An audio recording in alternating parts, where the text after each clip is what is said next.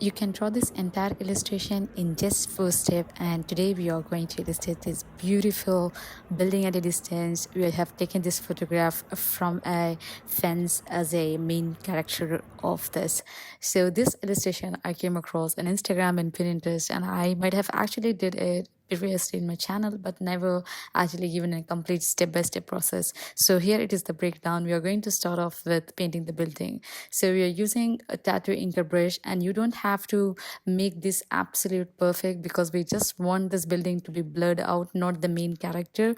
All the main character comes to the fence, and I think this is brilliantly done as a photograph inspiration. And I think you are placing fence as the main object, and then the distance building and the sky and the lights becomes a bokeh effect. So once we are done in this, we are going to use wash brush and slowly blend it across, making sure we smudge it a little more at the edge of the building because we want it to be more in a bokeh effect. That's where we are going. If you're using Procreate, you can just simply use the Gaussian blur to blur the entire layer for you, but here you just have to do it manually. So let's dive into this. The screen resolution is 2080 into 2860, and also we have added a new layer for the building layer. Just make sure you add as many layers as you want, because if you make any mistake, you can simply delete the layer rather than worrying about the entire illustration you have done so far. I'm just roughly blending it across because as we go by into the sky layer, we can actually come across like how our building has to look more in a bokeh effect.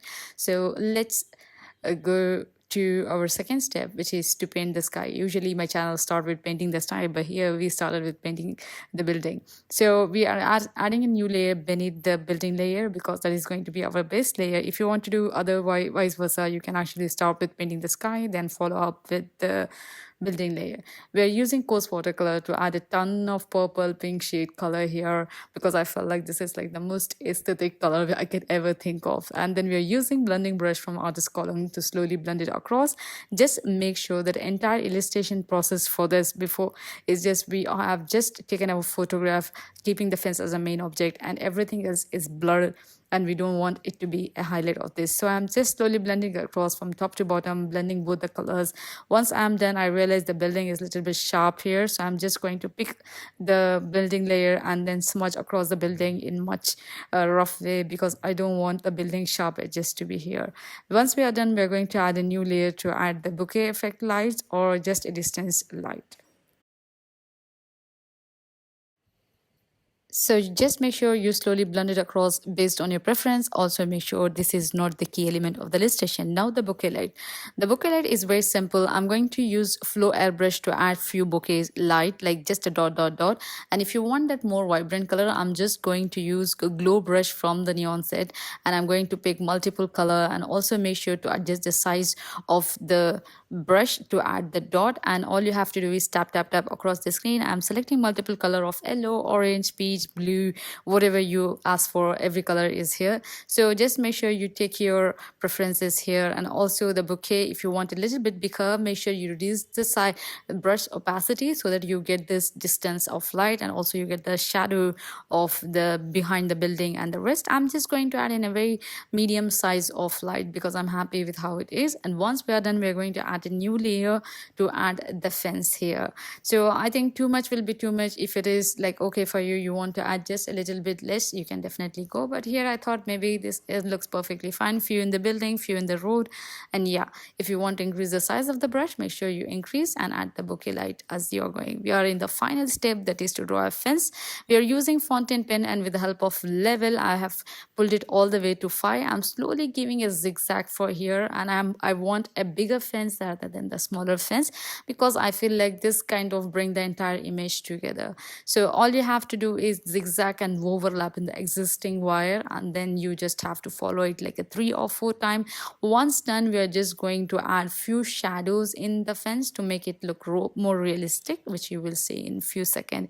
If you have not yet subscribed to my newsletter, you should definitely go ahead and subscribe because I talk much in depth about the illustration idea behind why I illustrated on certain days, and also the podcast of the week, book of the week, and all everything. It's more fun there to know the brain behind the illustrator itself. And also, we have recently released our podcast of this channel. Every Sunday, we do have a podcast. Every Saturday, we do have a free newsletter from my inbox to yours. Make sure to check the YouTube channel. Also, I'll make sure to leave the link down below on the cue card if you are interested in subscribing. But I definitely recommend you to subscribe to the newsletter because it is more fun to understand how illustration comes to life. Now, if you can see, I have zoomed it to the maximum here so that I want to show how adding a little highlight brings so much into the picture. Like it looks so realistic because now it just looked like a zigzag line overlapping each other. But this effect actually brings that entire illustration to life. So make sure you add those tiny details and make sure to, if you're looking at any picture, you just have to give some more attention because I remember reading Aston Glenn where he talks about, I think in Show Your Work, he talks about we in current world we don't give attention to what we have to pay attention to. It's a very good chapter. I will definitely talk about this in my newsletter, so make sure you subscribe to it. And we are using blending brush to slowly blend it across. Of course, it's going to take a little bit more of time. All this illustration is in 2x speed. Just make sure to slowly add as you go by. You don't have to be in a hurry. And then if you see on the right side, by mistakenly, I have made this fence layer on the bouquet layer.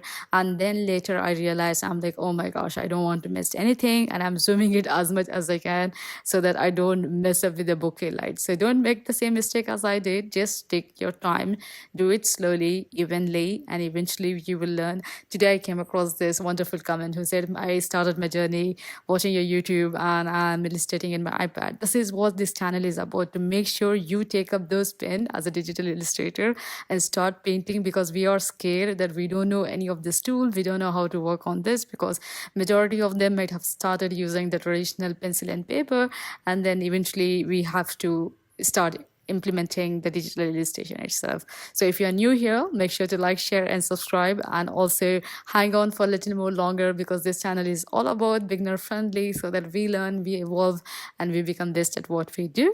So hope you guys have enjoyed this video so far. Make sure to like, share, and comment.